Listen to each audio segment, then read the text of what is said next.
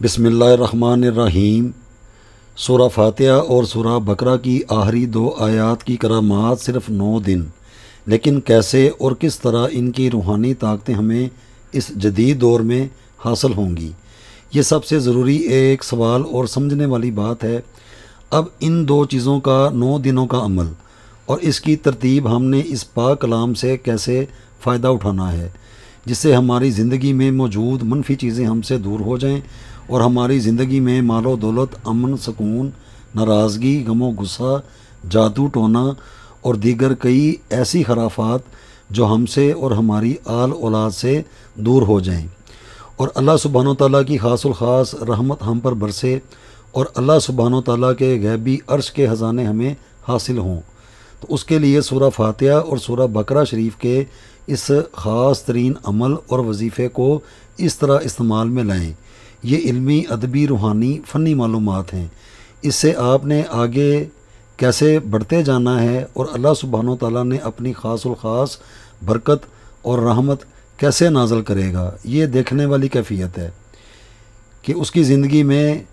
जो खुशी है वो कैसे दाखिल होती है और आप कई तरह की चीज़ें इन 9 दिनों में हासिल कैसे कर पाएंगे।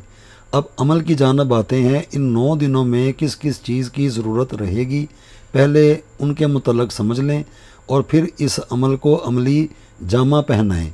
ऐसे ही अमल देख कर शुरू नहीं कर देना, पहले अपने जहन, दिलो दिमाग को इस अमल को समझना है। ये 4 अरबा अनासर पर मुश्तमिल होगा। मशरिक़ के लिए शमा इसी सिमत जलाना होगी, इसी सिमत कीमा, गोश्त या जो ज़मीन पर रहने वाले जानवर खाते हैं, हस्बे तौफीक ये चीज़ें बाज़ार से दिन देख कर हासिल कर लें। शुमाल की सिमत अगरबत्ती या इस सिमत का अपना बखूर, उसको इस सिमत जलाना होगा और इस सिमत का सदका हवा में उड़ने वाली मखलूक जो खाती है उसको रखें। मगरिब के लिए किसी भी चलती जगह का पानी जैसे दरिया, नहर, आबशार, समंदर का पानी एक गिलास या मिट्टी के प्याले में इस सिमत रखें और जो पानी में रहने वाली मखलूक जैसे मछलियाँ या दीगर कौन सी मखलूक क्या खाती है उसको भी रखें। जनूब के लिए किसी भी सरसब्ज़ दरख्त की जड़ से एक मुश्त मिट्टी लेकर उसको मिट्टी की ही प्लेट में या प्याले में उस जानब रखा जाएगा और सदका देने के लिए चीनी, शक्कर या किसी भी मीठी चीज़ या कोई भी ऐसी चीज़ जो हशरातुल अर्ज़ खाते हों या इस्तेमाल करते हों या कहीं पे ले जाते हों, तो इस तरतीब को पहले समझ लें। अब दूसरा सवाल कि इस ज़िक्र को किस सितारे की साथ में विर्द किया जाएगा या सुना जाएगा। सूरह फातिहा शरीफ और सूरह बकरा शरीफ की आखिरी जो आयात हैं उनका विर्द वो अफराद करेंगे जो मुतवातर इस कलाम को पढ़ना जानते होंगे और सुनने वाले वो अफराद होंगे जो पढ़ नहीं सकते या उनके लिए कोई मुश्किल है या उन्होंने पढ़ा लिखा नहीं है। इसलिए ऐसे अफराद की सहूलत के लिए इस ज़िक्र की तरतीब को एक रब्त के साथ बना भी दिया है ताकि हर कोई इस कलाम से ज़्यादा फ़ायदा उठा सके। इस कलाम के हाकम सितारे की साथ में इस अमल को पढ़ना असल में वक्त की पाबंदी है। ये मुकम्मल अमल 9 दिनों का है। इसका आगाज़ और एहतताम कैसे होगा, ये तीसरा सवाल है। आगाज़ इस अमल का चाँद की पहली तारीख से 7 तारीख में जो भी पहला मंगल वाला दिन आएगा, उस दिन से इस अमल को मशरिक़ की सिमत शमा जलाकर 7 मरीख में मशरिक़ की जानब जो सदका रखना है उसको रख कर अब इस वक्त में 9 मरतबा सूरह फातिहा और 9 मरतबा सूरह बकरा की आखिरी 2 आयात, बस इस सा में ये पढ़ कर अब सदका देने वाली चीज़ को अपने सर से 9 मरतबा घुमाकर उसको बाहर मशरिक़ की जानब क्या करना है पहले बता दिया है। अब अगले बुध वाले दिन मशरिक़ की सिमत शमा जलाकर 7 शमस में मशरिक़ की जानब जो सदका रखना है उसको रख कर अब इस वक्त में 9 मरतबा सूरह फातिहा और 9 मरतबा सूरह बकरा की आखिरी 2 आयात, बस इस साथ में ये पढ़कर अब सदका देने वाली चीज़ को अपने सर से 9 मरतबा घुमाकर उसको बाहर मशरिक़ की जानब क्या करना है वो पहले बयान हो चुका है। अब अगले जुमेरात वाले दिन शुमाल की सिमत का बखूर और सदका रखें और 7 शमस में दोनों चीज़ों को 9 मरतबा विर्द करके सदका सर से 9 मरतबा वार कर अपनी छत, सहन या घर से बाहर परिंदों को डाल दें। اب بروز جمعہ جنوب کی سمت مٹی اور صدقہ رکھ کر سات شمس میں اپنا ورد کریں۔ اگلے ہفتے والے دن مشرق کی سمت شمع جلا کر سات عطارد میں اس کو پڑھیں۔ اب اگلے اتوار کے روز شمال کی سمت بخور جلائیں، صدقہ رکھیں اور اس ورد کو سات قمر میں پڑھیں۔ اب اگلے پیر کے روز مغرب کی جانب پانی اور صدقہ رکھیں اور سات عطارد میں اس ذکر کو پڑھیں۔ اب اگلے منگل کے روز جنوب کی سمت مٹی اور صدقہ رکھیں اور سات ظہرہ میں اس کلام کو ورد کریں۔ اب اگلے بدھ کے روز بھی اسی طرح ورد کریں۔ آج کل کے حالات کے پیش نظر کس کلام کی طاقت کو ہم کس طریقے سے اپنی زندگی میں استعمال کر سکتے ہیں، یہ سب ایک علامت کے طور پر بتایا ہے۔ اپنے علم اور عقل کے پیمانے پر اس کلام کو سمجھیں اور پھر عمل میں لائیں۔ اس طریقے سے ایک ساکت چیز کیسے اپنی حرکت اور گردش کرتی ہے اور ہماری زندگی میں کیا کچھ ہمارے لیے لے کر آتی ہے، ان سب کے لیے نہایت توجہ، محنت اور تحقیق کی ضرورت ہے۔ اگر کوئی اپنی زندگی میں اس وظیفے سے مستفید ہونا چاہتا ہے تو یہاں واٹس ایپ 0335625007 پر دیے ہوئے نمبر پر اس عمل کے حوالے سے بات کر سکتے ہیں اور اس کا جو ہدیہ ہے اس کو ادا کرنا ہوگا۔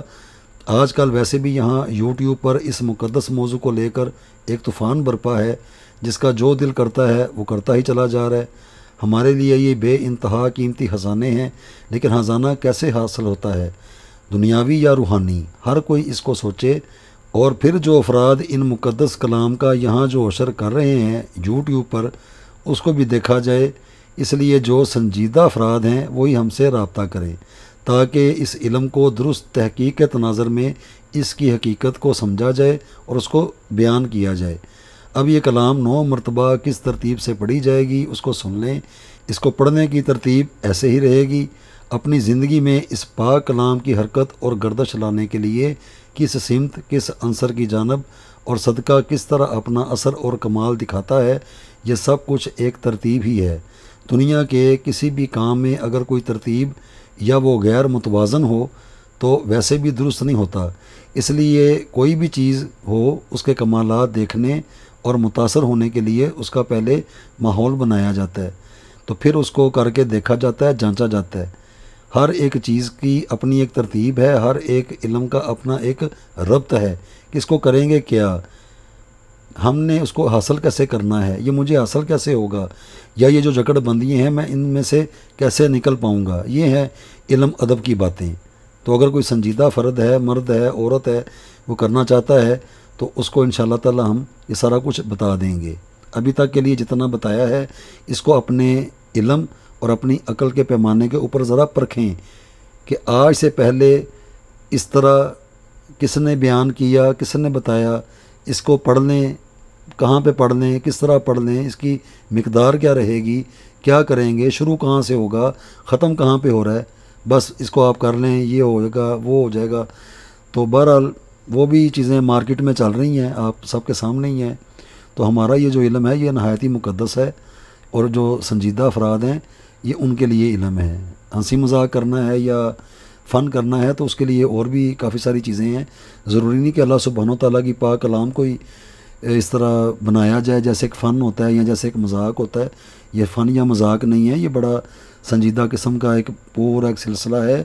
اور جس سے یہ چیزیں پھر ہماری زندگی کا حصہ بنتی ہیں۔ تو اس طرح اس کو نظر انداز کبھی بھی نہیں کیا جا سکتا، نہ پہلے تھا، نہ اب ہے، نہ قیامت تک ایسے ہوگا۔ اگر کوئی کرے گا تو اللہ سبحانہ تعالیٰ اس کو دکھا بھی دیں گے۔ بسم اللہ الرحمن الرحیم،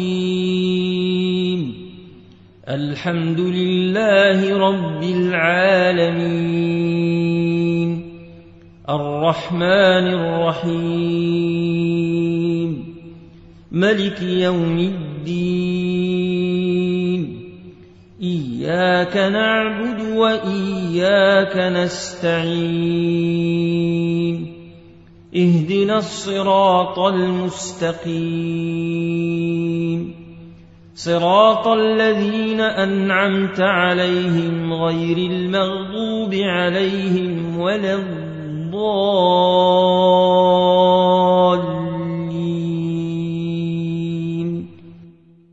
آمن الرسول بما أنزل إليه من ربه والمؤمنون كلنا آمن بالله وملائكته وكتبه ورسله لا نفرق بين أحد من رسله وقالوا سمعنا وأطعنا غفرانك ربنا وإليك المصير لا يكلف الله نفسا إلا وسعها لها ما كسبت وعليها ما اكتسبت ربنا لا تواخذنا إن نسينا أو أخطأنا ربنا ولا تحمل علينا إصرا كما حملته على الذين من قبلنا ربنا ولا تحملنا ما لا طاقة لنا به واعف عنا واغفر لنا وارحمنا أنت مولانا فانصرنا على القوم الكافرين بسم الله الرحمن الرحيم الحمد لله رب العالمين الرحمن الرحيم ملك يوم الدين إياك نعبد وإياك نستعين اهدنا الصراط المستقيم صراط الذين أنعمت عليهم غير المغضوب عليهم ولا الضالين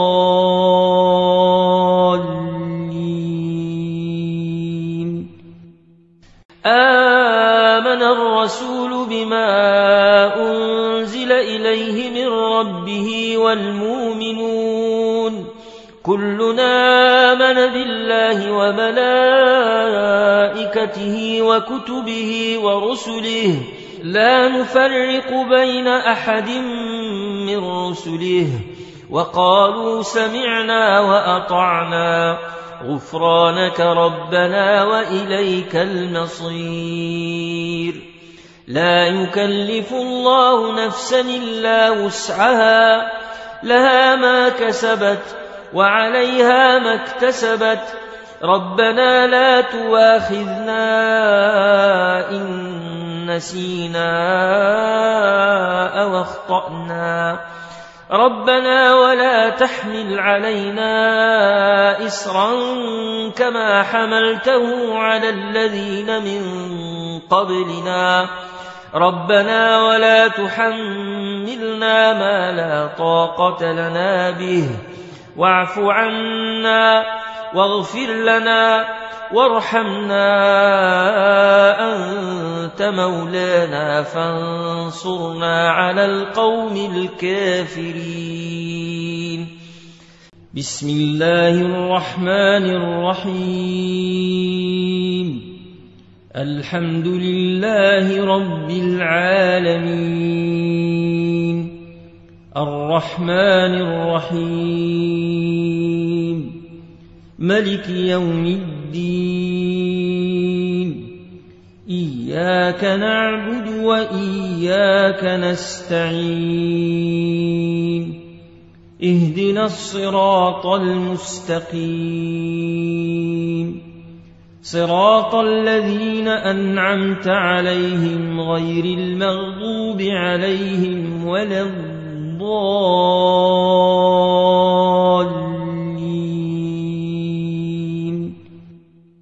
آمن الرسول بما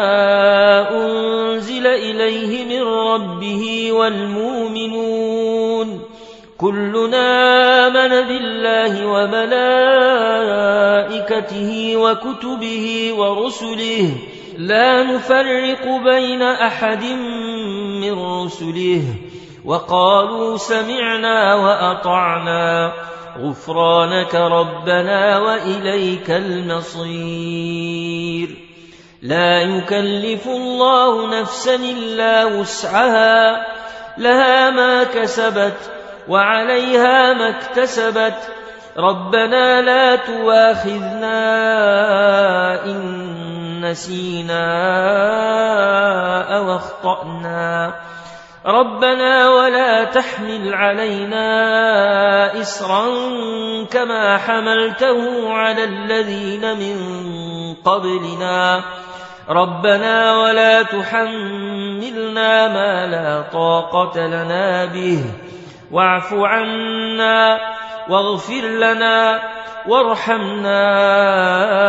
أنت مولانا فانصرنا على القوم الكافرين. بسم الله الرحمن الرحيم. الحمد لله رب العالمين الرحمن الرحيم ملك يوم الدين إياك نعبد وإياك نستعين اهدنا الصراط المستقيم صراط الذين أنعمت عليهم غير المغضوب عليهم ولا الضالين.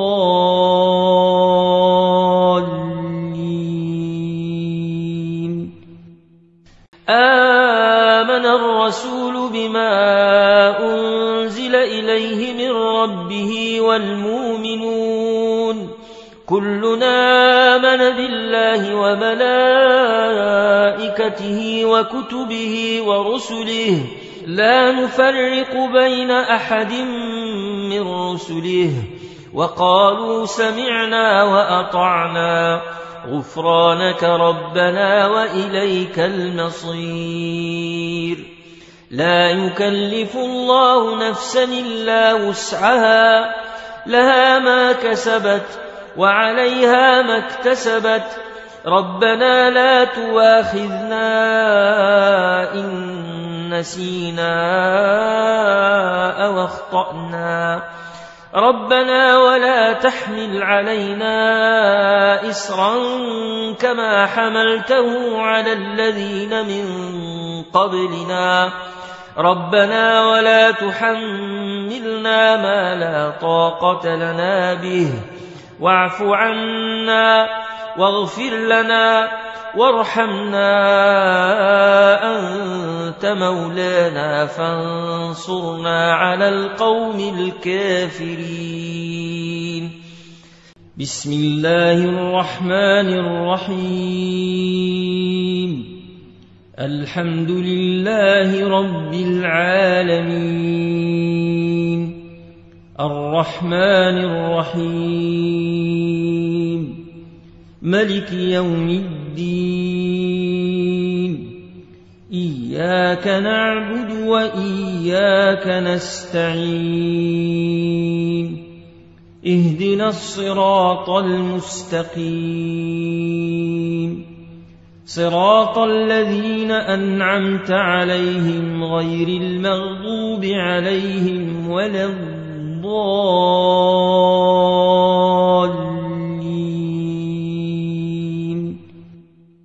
آمن الرسول بما أنزل إليه من ربه والمؤمنون كلنا آمن بالله وملائكته وكتبه ورسله لا نفرق بين أحد من رسله وقالوا سمعنا وأطعنا غفرانك ربنا وإليك المصير. لا يكلف الله نفسا إلا وسعها لها ما كسبت وعليها ما اكتسبت ربنا لا تواخذنا إن نسينا أو أخطأنا ربنا ولا تحمل علينا إصرا كما حملته على الذين من قبلنا ربنا ولا تحملنا ما لا طاقة لنا به واعف عنا واغفر لنا وارحمنا أنت مولانا فانصرنا على القوم الكافرين. بسم الله الرحمن الرحيم. الحمد لله رب العالمين الرحمن الرحيم ملك يوم الدين إياك نعبد وإياك نستعين اهدنا الصراط المستقيم صراط الذين أنعمت عليهم غير المغضوب عليهم ولا الضالين.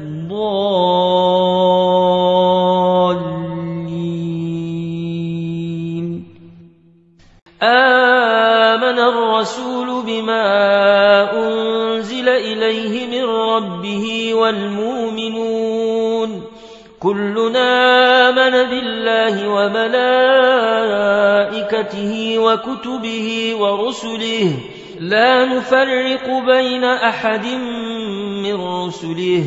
وقالوا سمعنا وأطعنا غفرانك ربنا وإليك المصير. لا يكلف الله نفسا إلا وسعها لها ما كسبت وعليها ما اكتسبت ربنا لا تواخذنا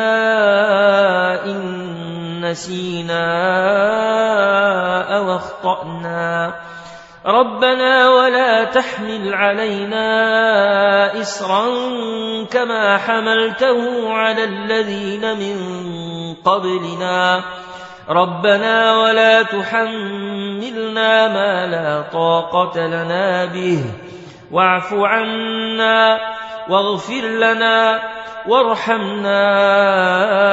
أنت مولانا فانصرنا على القوم الكافرين. بسم الله الرحمن الرحيم. الحمد لله رب العالمين الرحمن الرحيم ملك يوم الدين إياك نعبد وإياك نستعين اهدنا الصراط المستقيم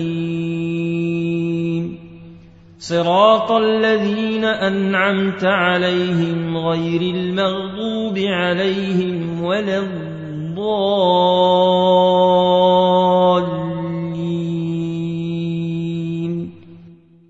آمن الرسول بما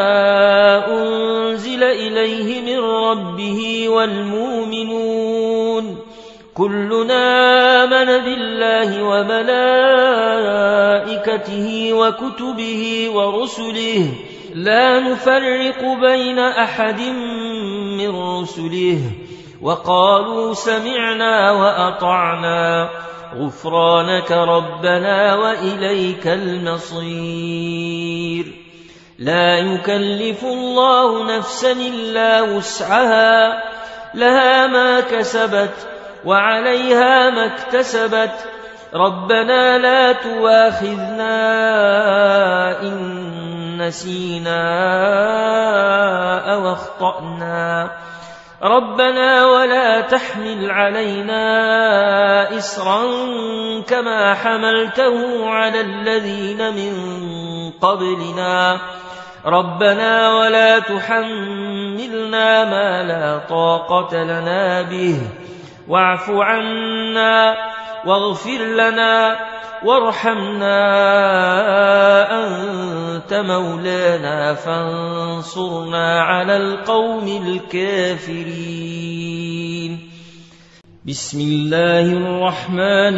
الرحيم.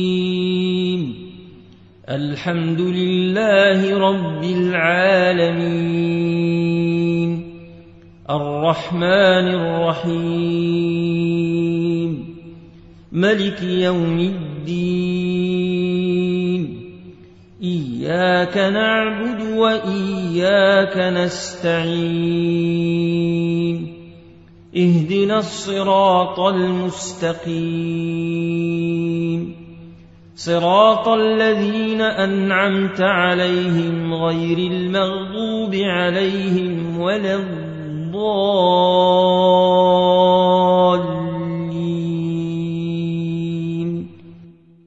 آمن الرسول بما أنزل إليه من ربه والمؤمنون كلنا آمن بالله وملائكته وكتبه ورسله لا نفرق بين أحد من رسله وقالوا سمعنا وأطعنا غفرانك ربنا وإليك المصير لا يكلف الله نفسا إلا وسعها لها ما كسبت وعليها ما اكتسبت ربنا لا تواخذنا إن نسينا أو أخطأنا ربنا ولا تحمل علينا إصرا كما حملته على الذين من قبلنا ربنا ولا تحملنا ما لا طاقة لنا به واعف عنا واغفر لنا وارحمنا أنت مولانا فانصرنا على القوم الكافرين بسم الله الرحمن الرحيم الحمد لله رب العالمين الرحمن الرحيم ملك يوم الدين إياك نعبد وإياك نستعين اهدنا الصراط المستقيم صراط الذين أنعمت عليهم غير المغضوب عليهم ولا الضالين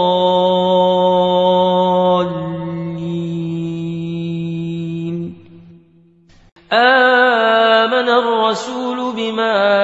أنزل إليه من ربه والمؤمنون